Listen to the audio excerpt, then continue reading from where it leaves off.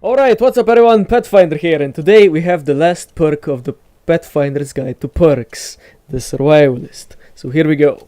The Survivalist is the utility team member who can fill in for several roles on a team depending on the skill and weapon choices of the Survivalist. While the Survivalist is never going to be as effective at a perk specialty, they can get close while at the same time also bring several other perk strengths to the table. Survivalists can use pretty much any weapons effectively, allowing you to combine those weapons and use them in different combinations. A lot of people dislike this perk because they think that why would I play this if I can play everything else?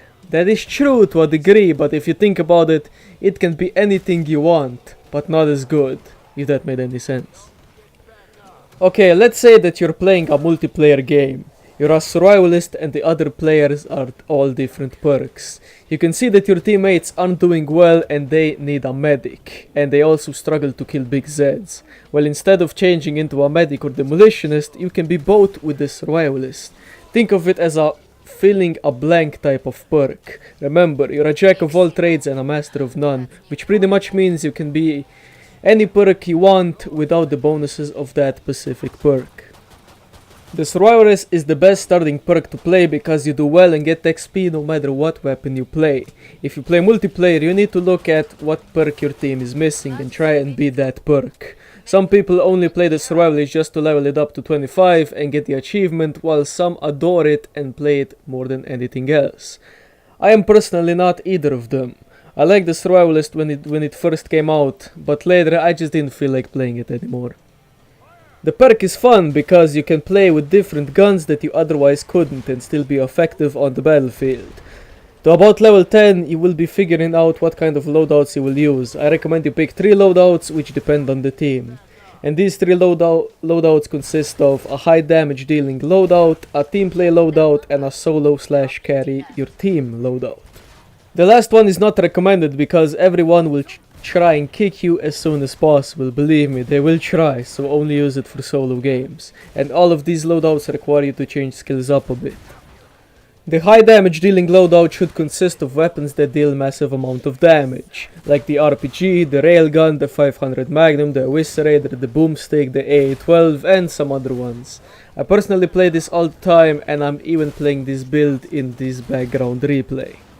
The second loadout is your team play loadout, so you need some weapons to help the team out, which are all the HM Tech Mediguns, the RPG for clearing hordes of Zeds, and some shotguns for casually clearing the Zeds.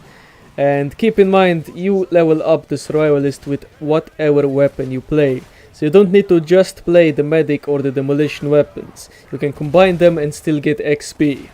If you're like me, then helping the team will get you to level 25 in no time. Not only will you level up fast, but you will also help the team out massively, which is always awesome to have. The solo/carry build is pretty much the perk that you know very well on how to deal with anything that comes at you. In this case, for me, it would be the Berserker. I personally think that I play the Berserker very well, and that's what I would go for with this build. Okay, now that I talked about all the different builds you can have, and keep in mind this is what I personally think the Survivalist is best at. If you don't agree, then leave your opinion in the comments. And I do know that not a lot of people are the same, and they will not agree with this guide 100%, which I completely understand. So if you have any of your own builds, then leave them in the comments for other people to read and probably even try. Alright, now let's look at the skills of the Survivalist and I will commentate on all of them. For the level 5 skills, depends on the build you will be playing. For me personally, it's always the heavy weapon training.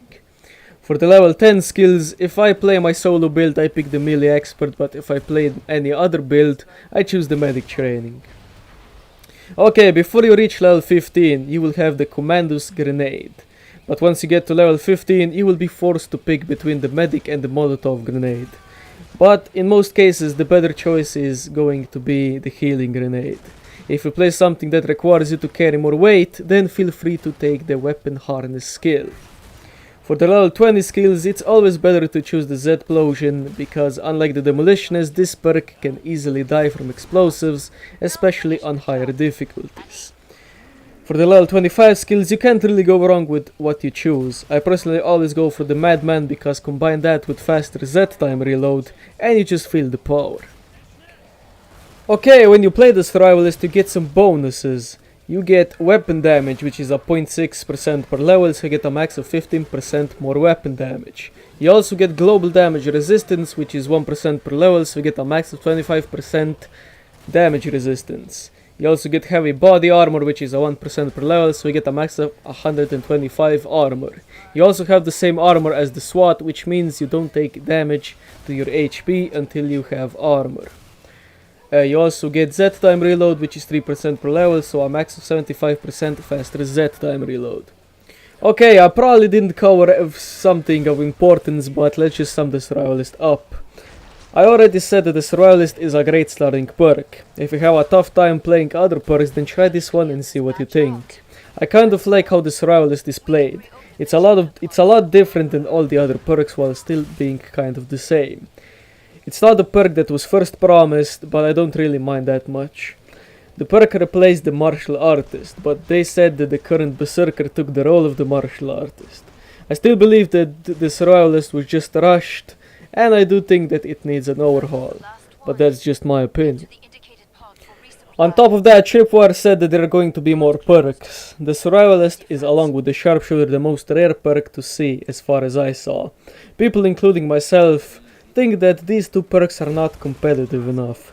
Sure, they can do well on Suicidal, but not so much Hell on Earth.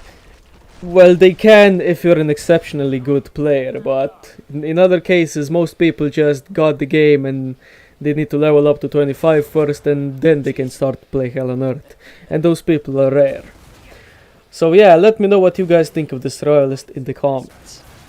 Okay, so this is pretty much the whole Survivalist perk guide, and while this video will be over, this series is going to come to an end until Tripwire releases another perk. Then I'm just going to add on top of that. So until that happens, this is the final episode of the series. For now, I think they're going to add more, probably.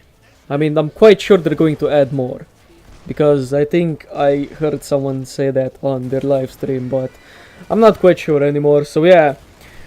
This series got a lot of love on the channel, and I know I gained a lot of subscribers just because of this series, and I appreciate each and every one of you who subscribed because of these perk guides. And I wish I can do more stuff like this, but sadly I don't have any perks to review anymore. So yeah, if you guys want to see something specific that I should do about Killing Floor or any other game, then be sure to leave it in the comments, because I just like doing YouTube stuff. I mean, I'm a simple casual person in real life. I just don't have anything like special in my life that I need to always do and things like that.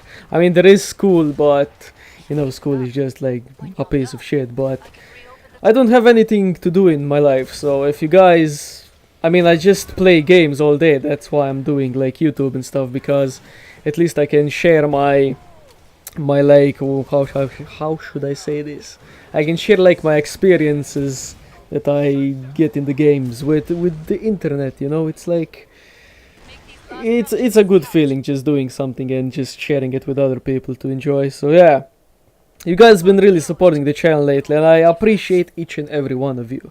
So yeah, if you have anything specific that you want me to, you know, like record, it can be anything from like My Little Pony Adventures or to like the most extreme games you can think of, even some scary games, but I don't do well with scary games. But you know, you can say whatever. You just like, I can even play some like a Rocket League if you want me to, but a lot of you just subscribe to see Killing Floor, so if you want to see something good about Killing Floor, then be sure to leave it in the comments. And yeah, I know I just repeated myself like a million times now, but since this is the last episode, I'm going to leave the entire video as it is. So yeah, hope you guys enjoyed, and I will see you guys in my next video that I make, which is probably going to be in like 2 days, because I need to study for school. So yeah, see you guys.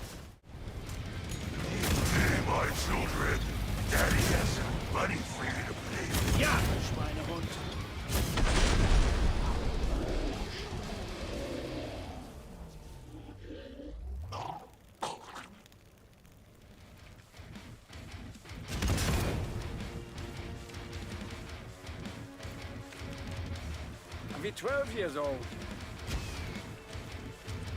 I need resupply.